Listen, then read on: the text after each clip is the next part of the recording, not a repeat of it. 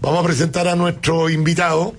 Él es director de la Asociación de Administradoras de Fondos Mutuos de Chile, el licenciado en Ciencias Económicas, mención en Economía, de la mejor universidad de Economía, la Católica de Chile, no, de Economía. Si siempre le hemos dado a usted, siempre le damos. En otros temas la Chile podría destacarse, pero Ingeniería Comercial tuvimos que mandar ingenieros nuestros a enseñarle allá a la Chile. No diga eso, porque sabe que no es cierto. No, las dos tienen muy buena cátedra ahí. Bueno, tiene estudios de postítulo en el PADE 2006 de la Universidad de los Andes.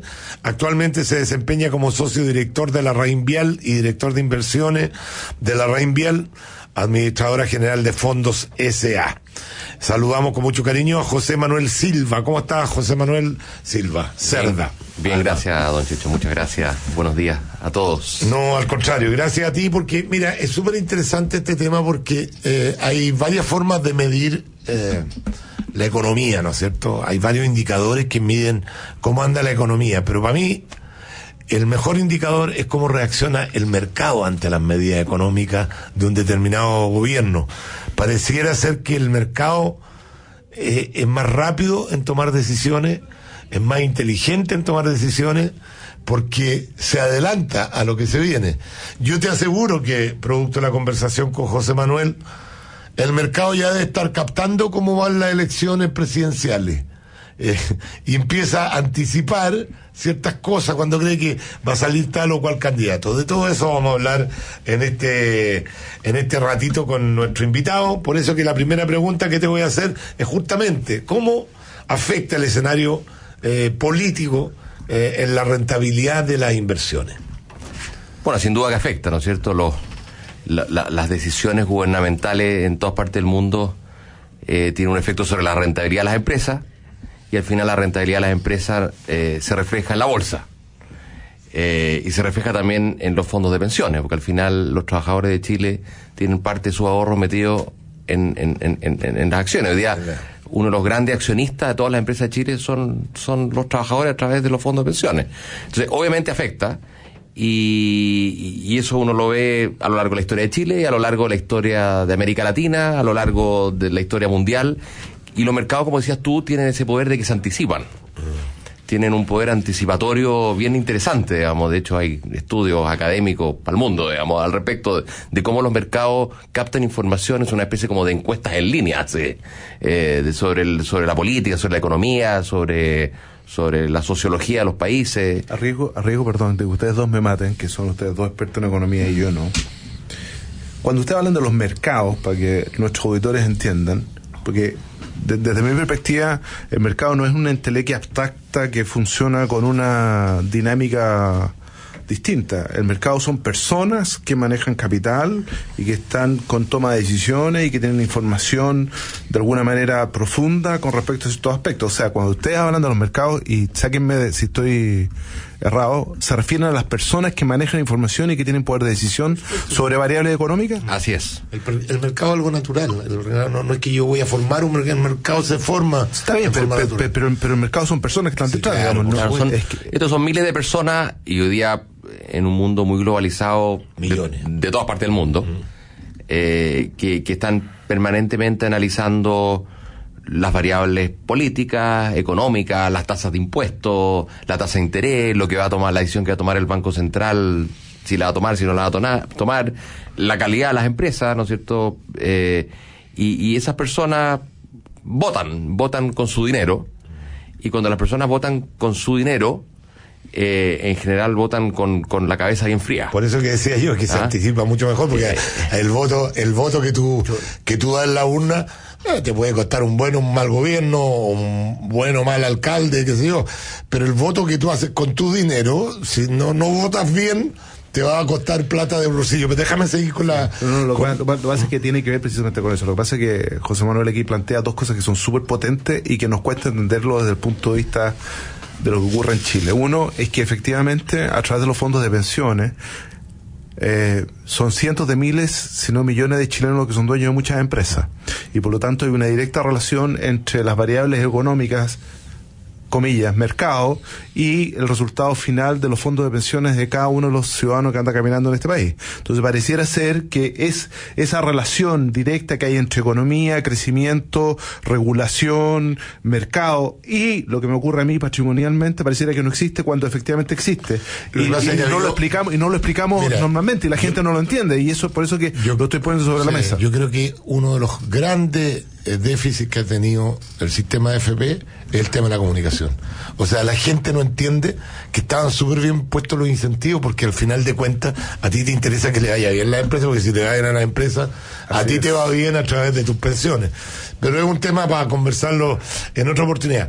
Yo quiero preguntarle a nuestro invitado primero que nos explique con ABC qué es lo que es un fondo mutuo, que la gente escucha mucho y de verdad yo siento, y me incluyo, porque como yo hace tiempo que no estoy en el tema de las inversiones, una serie de instrumentos nuevos que han salido que uno tiene idea de qué es lo que son. La gente no es bastante analfabeta, somos bastante analfabetos en materia financiera. Entonces el fondo mutuo, que es una cosa que se escucha harto, ¿qué es lo que es para que la gente entienda? Mira, fondo mutuo fue una tecnología legal financiera, voy a llamarlo de esa manera, que fue inventada en Estados Unidos, yo diría en los años 30, 40, en donde mucha gente de alguna manera se ponía de acuerdo y sumaban sus capitales y los ponían en una sociedad que se llamaba fondo mutuo, y donde hay un experto que maneja el dinero de esas personas, el ahorro. La cartera, digamos. La cartera de inversiones. Donde invertir esa plata. Y ese experto, de acuerdo a ¿no es cierto? Normalmente estos fondos están cada vez más regulados por los gobiernos, y de acuerdo a su estatuto interno, dice dónde va a invertir para que la gente sepa qué riesgo va a tomar ese fondo, ¿no es cierto? Porque ese fondo pueden invertir en acciones en Chile, hay fondos que invierten en acciones internacionales, hay fondos que invierten en bonos, o sea, en renta fija, o en depósitos aún menos riesgosos, los depósitos bancarios.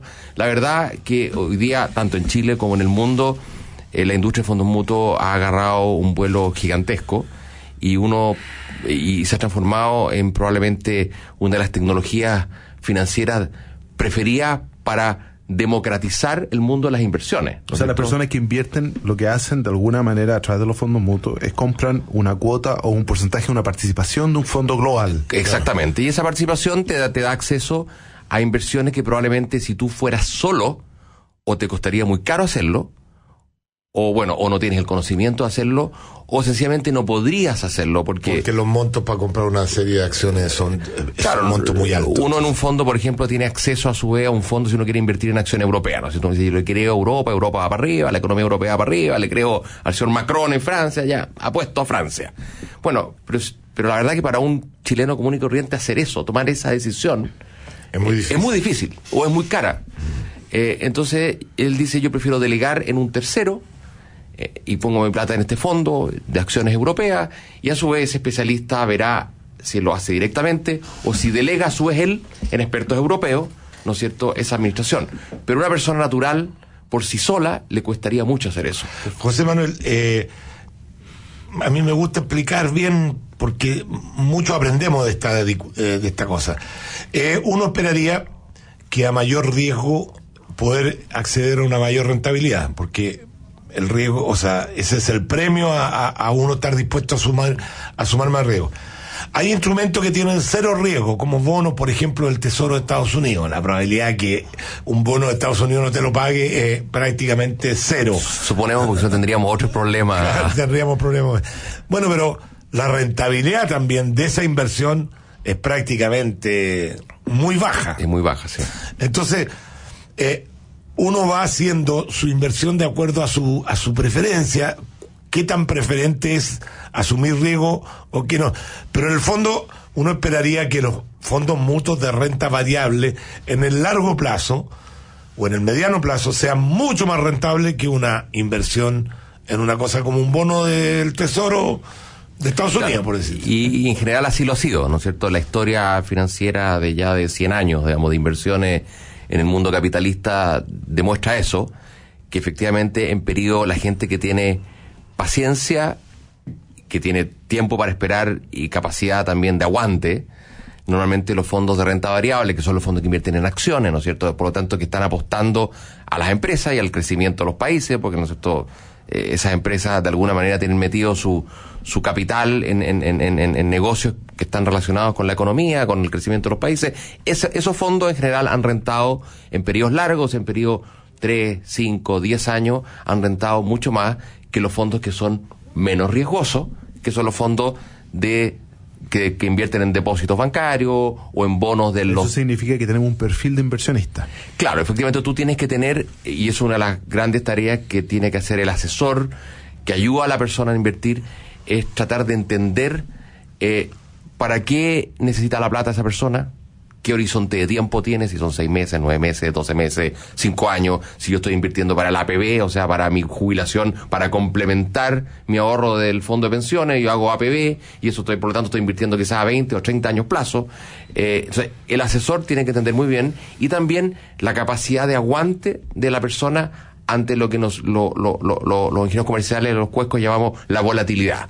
¿Qué es lo que es la volatilidad? Es que básicamente una inversión puede de repente estar 10% arriba o 10% abajo. Es una inversión riesgosa. Una inversión menos riesgosa puede subir un 0,1 o puede bajar un 0,1, ¿no es cierto? Y hay gente que dice, sí, yo estoy dispuesto a asumir riesgo, pero cuando vienen los periodos de turbulencia y empieza a quedar, ¿no es cierto? Y uno ve en los titulares de los diarios, quiebra un banco, que se va en Estados Unidos, la gente se asusta y no es capaz de aguantar esa volatilidad, ¿no es cierto?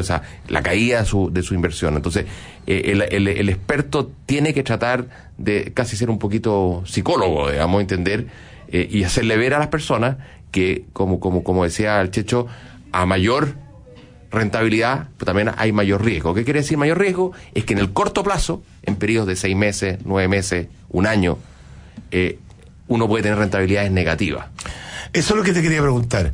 Tiene que ir con el plazo también que uno va a poner la inversión, porque si uno la quiere, la plata a 30 días, 60 días, es probable que pueda perder plata, pueda ganar plata, pero nadie le puede garantizar. ¿Hay alguna forma de resguardarse en este tipo de inversión, de tal modo que si uno quiere hacer una inversión que no sea muy de largo plazo? Porque claro, en el largo plazo uno empieza a ver los resultados, siempre van a tener rentabilidades muy superiores, si no, no existirían estos instrumentos. La gente preferiría hacerlo en renta fija. Pero ¿hay alguna posibilidad de asegurarse un poquito, resguardarse o minimizar los efectos negativos? Mira, ahí hay dos cosas. Uno, efectivamente, uno tiene que saber muy bien cuándo necesita la plata que está ahorrando, cuándo es el horizonte de ahorro. Si un cliente me dice, mira, yo necesito la plata porque quiero ampliar mi casa y esa plata incluso ya la tengo media gastada y la necesito en 6 meses más, yo le diría, nunca te metas en un fondo de renta variable, o sea, de acciones. Porque en 6 meses, la verdad, que a no ser que uno sea un brujo, claro, nadie sabe lo que puede pasar, ¿no es cierto? Puede estrellarse un avión contra una torre gemela, claro, y se te acabó tu fondo de renta variable en 6 meses. Si tú te aguantaste la torre gemela, en 8 años, en 5 años, sacaste buena rentabilidad. Pero si tú necesitas tu plata en 6 meses, tú tienes que estar en fondos de baja volatilidad, que son generalmente fondos de ¿Existe algún instrumento que elimine los riesgos completamente? No hay nada es 100% fuera de riesgo. De hecho, yo doy siempre el ejemplo, lo que le pasó a los europeos, por ejemplo, a los españoles, cuando vino la crisis española, ¿no es cierto?, la que acaban de tener ellos el año 2011, 2010, la gente que más perdió, curiosamente, fue la gente que tenía la plata en los bonos, en fondos que invertían en los bonos del Tesoro español. Porque el Tesoro español en algún momento se dudó si España iba a poder pagar. Y por lo tanto, esos bonos que se supone que eran los más seguros, cayeron de precio. Y tú, el fondo mutuo, tienes que reflejar esa caída de precio, tienes que valorizar eso. Y si tú te saliste en ese minuto, perdiste tu plata, perdiste 10 o 15% en un fondo que tú estabas seguro que era 100% seguro, porque era los bonos del Estado de tu país. Entonces, lo que nosotros siempre decimos que uno es clave en la diversificación. Tú no puedes tener, lo ideal, eso como decir que qué instrumento hay, es que los fondos sean diversificados, o sea, que no tengan todos los huevos en una misma canasta.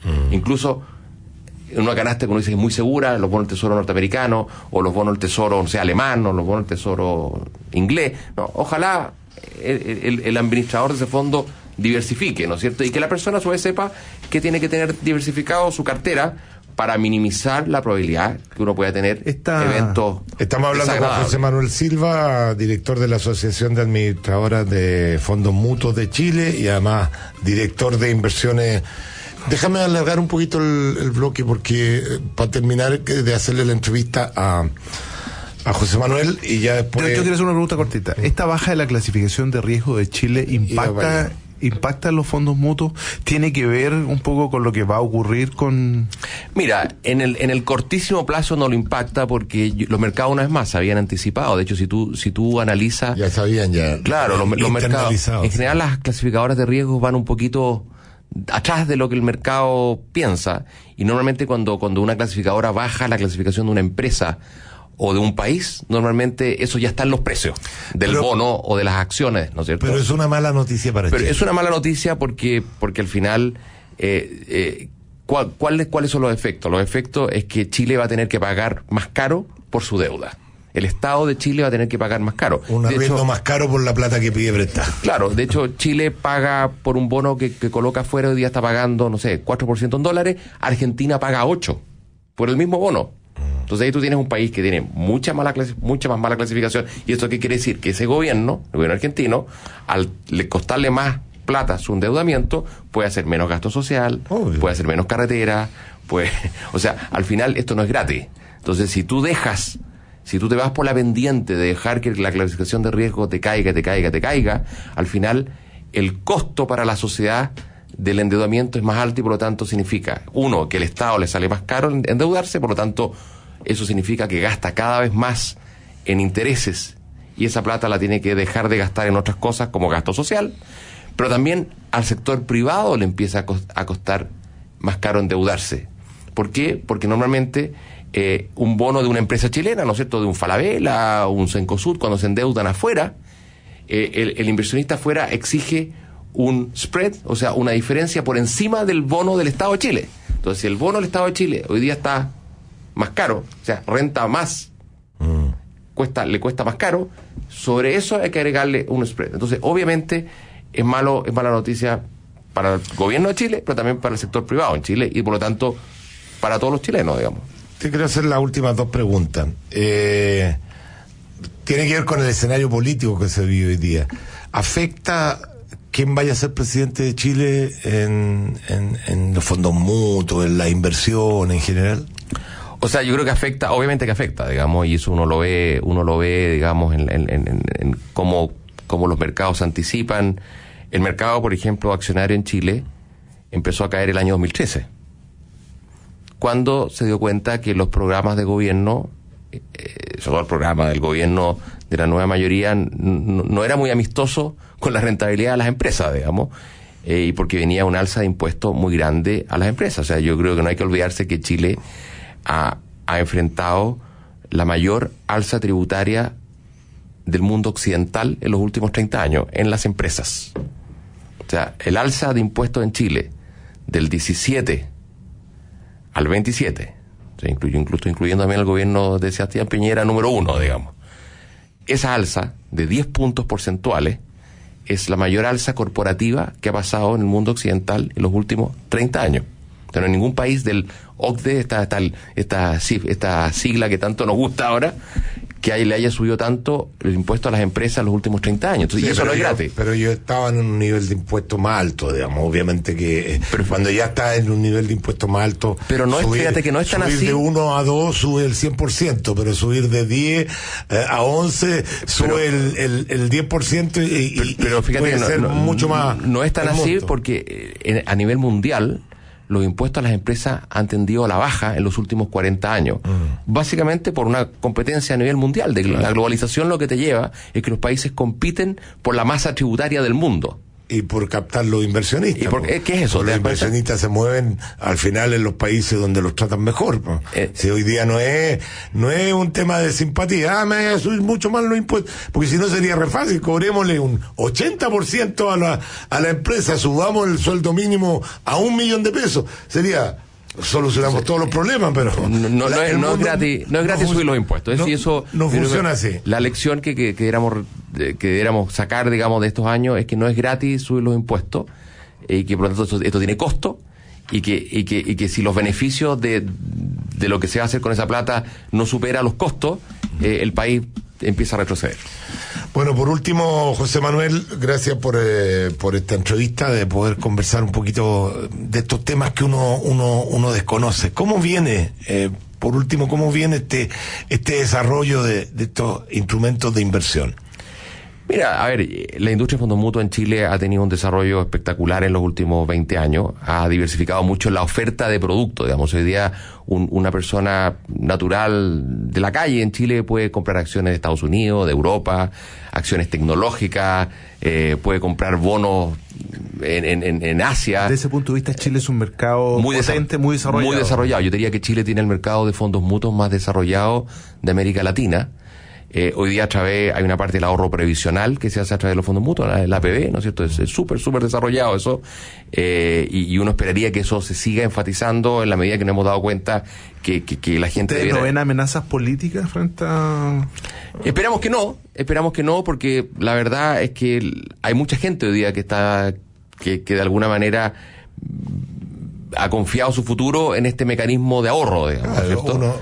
Este movimiento nomás FP y qué sé yo, que salió a la calle, que 1 millón de personas, claro, lo que está alegando la gente es que quiere mejores pensiones, y eso es muy válido, porque las pensiones no han sido buenas, pero cuando se trata y le preguntan, este 5% adicional quiere que se lo administre, que vaya a su cuenta, que vaya, la gente ahí no tiene doble. Uno esperaría que al final Chile, que es lo que ha pasado en todas partes del mundo desarrollado, es que se han creado diferentes pilares para producir ahorro para las pensiones. Pilares obligatorios, pilares voluntarios, y claro, los fondos mutuos hoy día participan en Chile en lo que es el pilar voluntario, y lo han hecho bien. Hoy día hay varios miles de millones de dólares invertidos en muchos fondos en el pilar voluntario, y uno esperaría que haya más incentivos a futuro para que como por ejemplo el mecanismo del 401k que existe en Estados Unidos, donde las empresas incentivan al trabajador a través del ahorro previsional para que se quede en la empresa, o a través de un fondo mutuo, por ejemplo. Pero es claramente un desarrollo súper interesante. José Manuel, muchas gracias por habernos informado. Estos son temas que la verdad mucha gente que no tiene acceso y a lo mejor tiene sus luquitas ahí, muchas veces no tiene idea de qué se tratan estos instrumentos, así que muy pedagógico. Muchas gracias. Sí, se agradece. Gracias a ustedes por invitarme. Muy bien, nosotros vamos a la pausa y regresamos.